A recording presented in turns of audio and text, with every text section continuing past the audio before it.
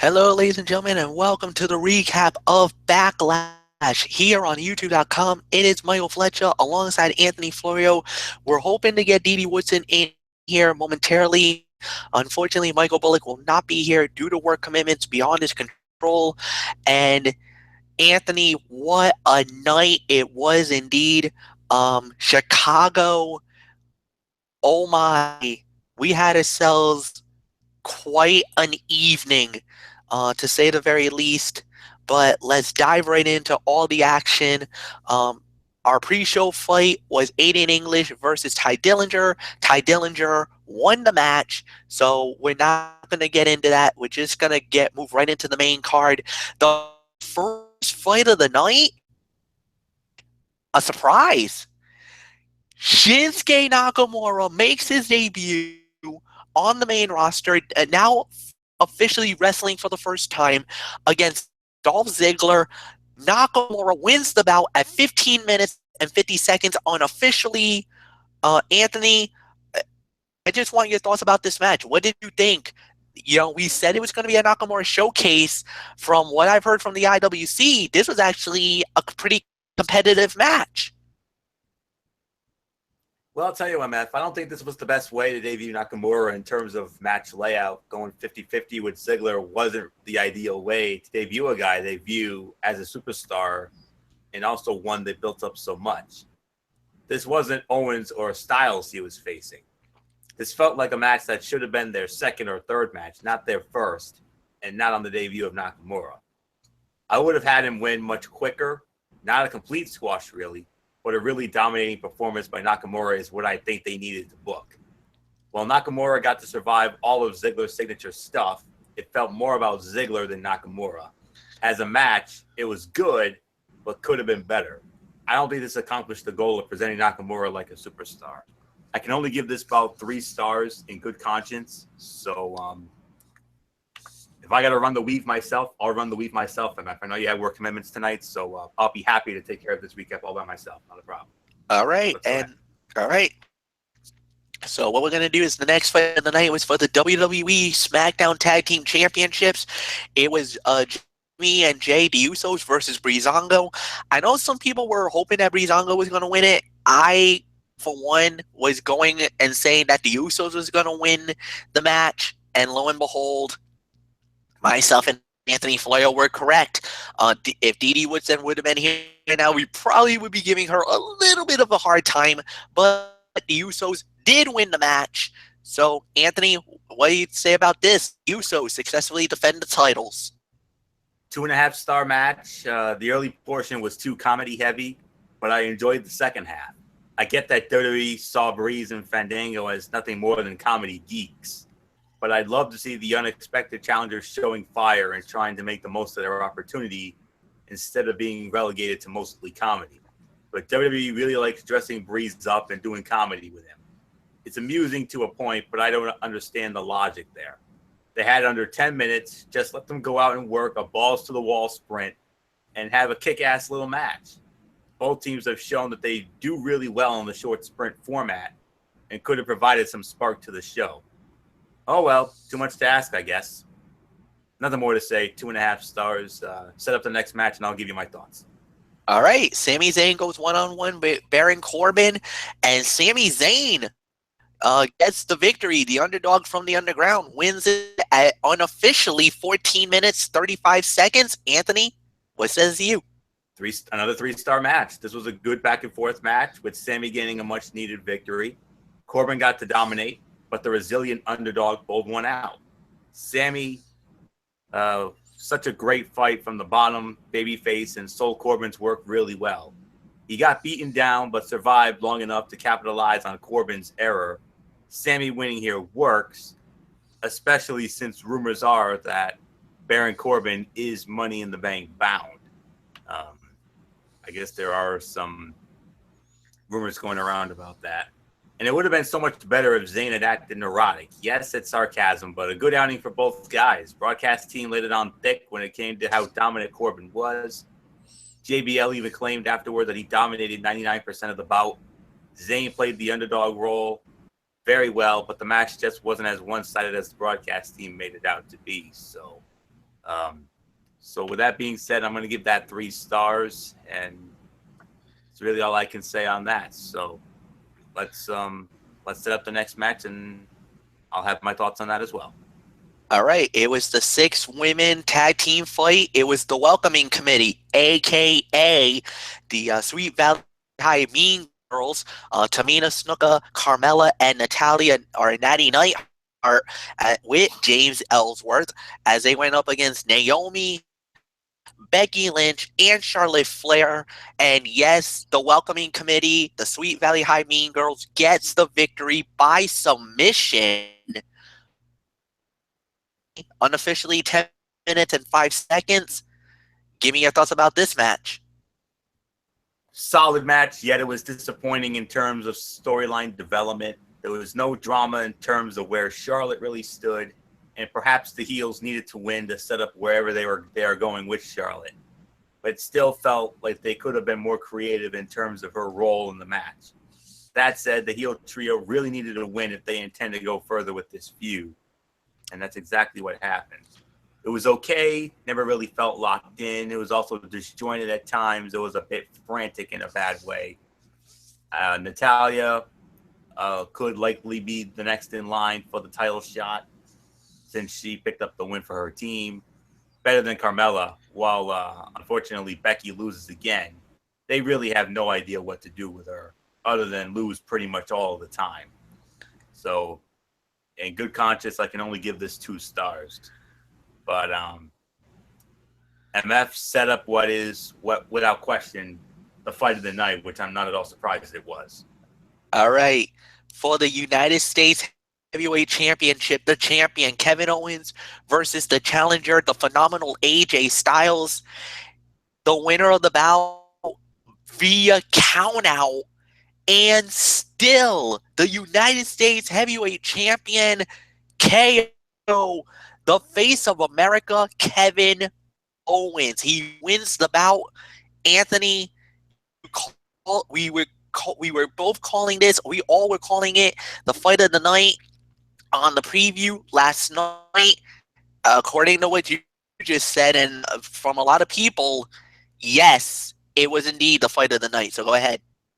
Amen, indeed. Even with the count out finish, 4 stars. And this is one of the rare times where I do not have an issue with the count out finish.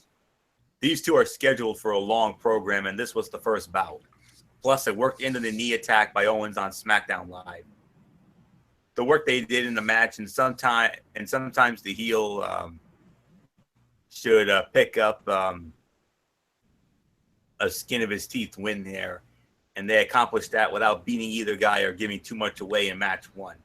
I thought that this was a smartly worked first chapter of the feud. It made me want to see another bout. This more than did its job, in my opinion. Creative count-out finish. Okay, maybe it was not a crowd-pleasing one. I guess we now know why this match did not main event the show. The match was entertaining, and it's hard to blame the fans for believing that it was building up to a better finish. At the same time, it wasn't time for a title change. Even we knew that. And Owens going over clean on AJ didn't feel right either. Though in retrospect, perhaps that would have worked better given that AJ's knee gave him an out. And by the way, I like that the belt shot that Owens delivered to the knee of Styles was carried over to that match. That's very good storyline progression right there. So, which is what SmackDown Live has been well known for. So with that being said, fight of the night, 4 stars. And now we go from what was the fight of the night to one of the worst fights of the night coming up. Luke Harper goes one-on-one with Eric Rowan. Luke Harper won the match at 9 minutes. So, Anthony, give me your thoughts about this match. From the fight of the night to the worst fight of the night, I'm sorry to say, 1 3/4 stars. This was a flat match with a complete lack of aggression or sense of urgency. Rowan beat Harper recently, but Harper had little fire here in seeking revenge. Rowan was pissed at Harper for betraying the Wyatt family, but showed no real aggression in trying to make him pay for his sins. It was 2 big guys doing moves to next to no crowd reaction. At least Harper won. I just wish he had a purpose. It likely would have been better to put these two back together as a tag team, but they tried hard and they threw some stiff shots at one another. but there is nothing to latch on to from a character standpoint. Rowan seems to be getting some extra attention with his very creepy talking smack appearance and his antics on the kickoff show. But Harper is just a guy who was with Bray Wyatt and nothing more at this point. So 1 3/4 stars. That's the best I can go. And now MF. It's the main event. It's the big one. Yeah, if people The didn't. battle for the WWE Championship. The champion, Randy Orton, puts the title on the line against the challenger, Mahal, with the Singh boys in his corner. And if you guys noted last night, I went out on a limb and called for Jinder Mahal to win the title. Anthony and Dee Woodson both agreed with me. Both went with Randy Orton to successfully defend the title. I'm gonna be wrong. Ladies and gentlemen, the winner of the bout and new WWE champion, Jinder Mahal. That is right. History has been made in Chicago tonight. Anthony Florio, we got a new WWE champion. Unbelievable.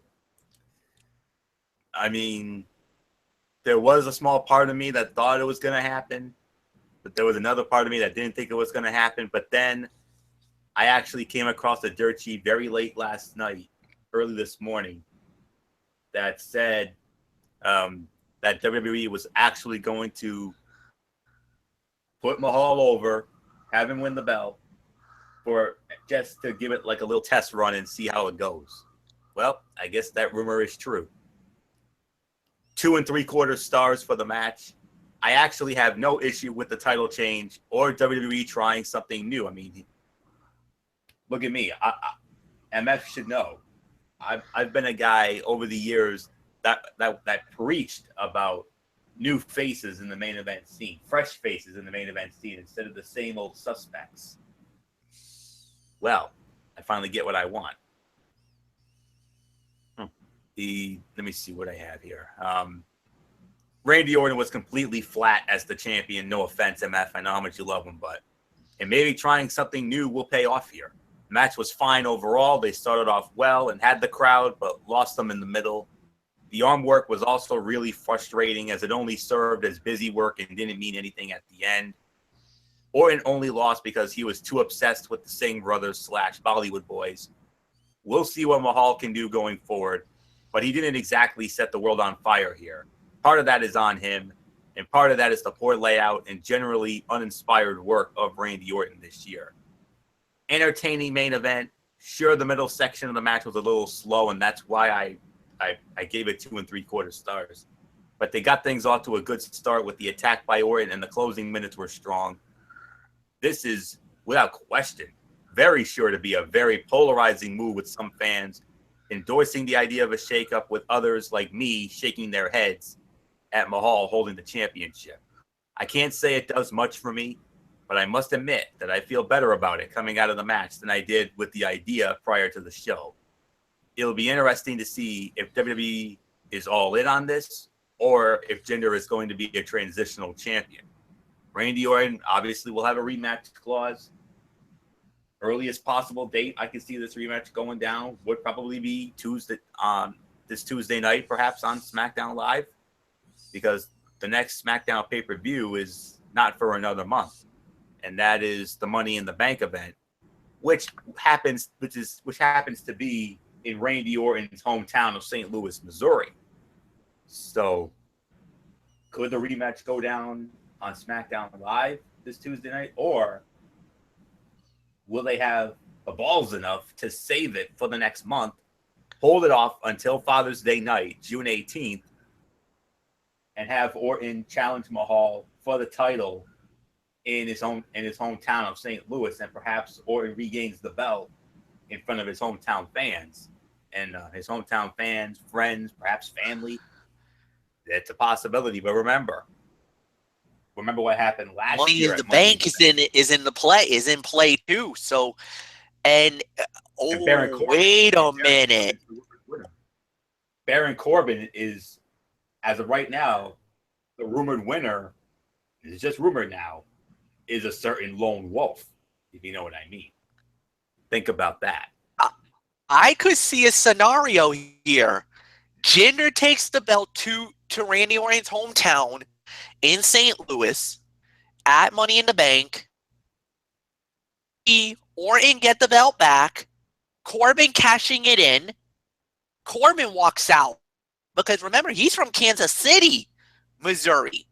Right? St. Louis, Kansas City, there's a little bit of a rivalry there about those two cities. They don't really like each other. Indeed not. Wow. Well, Show me. did we just throw some foreshadowing there, folks? We might have. Who knows?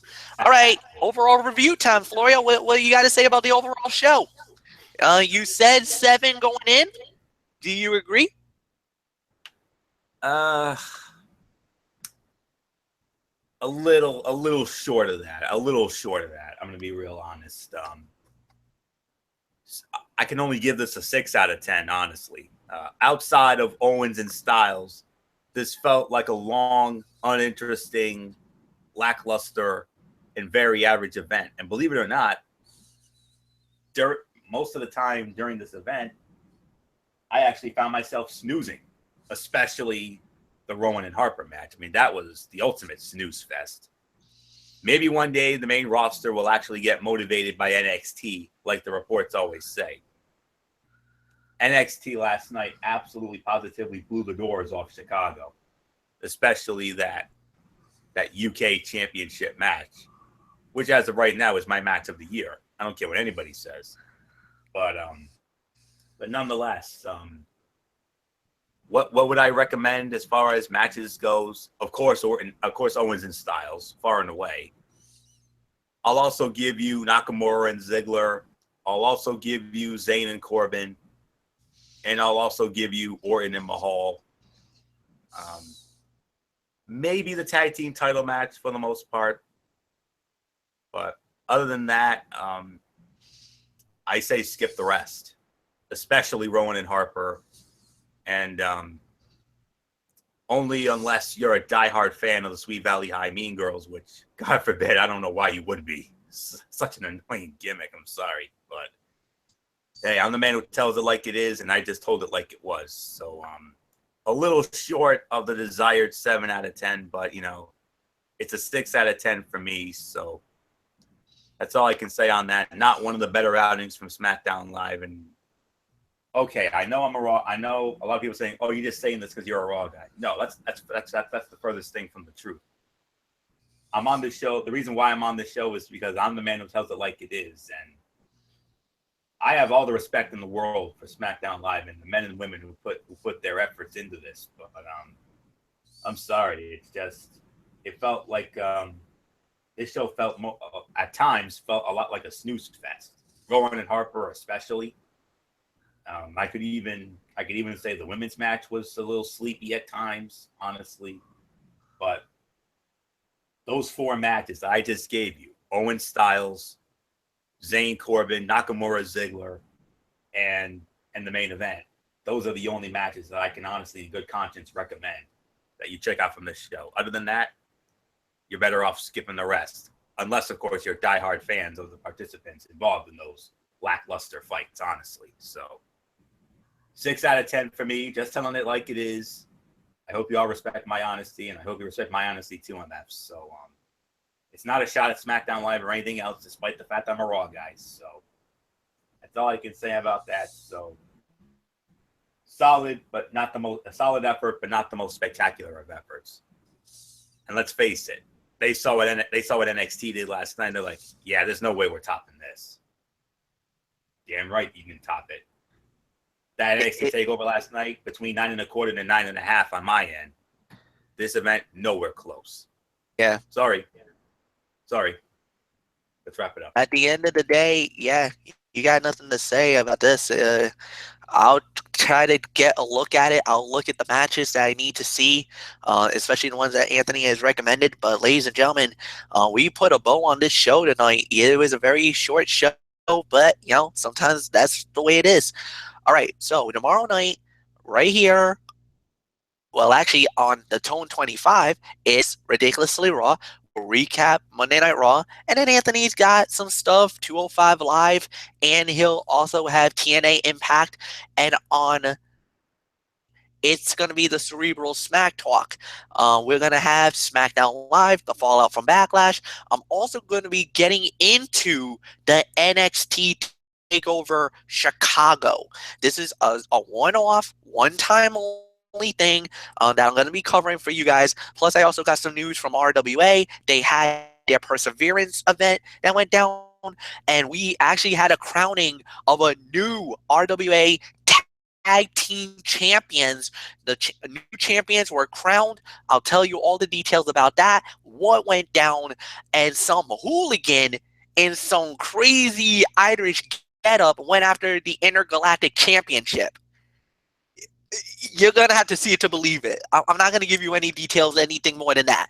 See you guys on Tuesday at 10:30 Eastern on the Braves Fan 95. And as always, tomorrow night, 11 p.m. Eastern, immediately after Monday Night Raw goes off the air, we got Ridiculously Raw. So, for the ridiculously over gentleman, Mr. Anthony Florio, I'm going to MF Mike Fletcher. You know the routine there, buddy. Hustle hand pounds. We're out. Good night.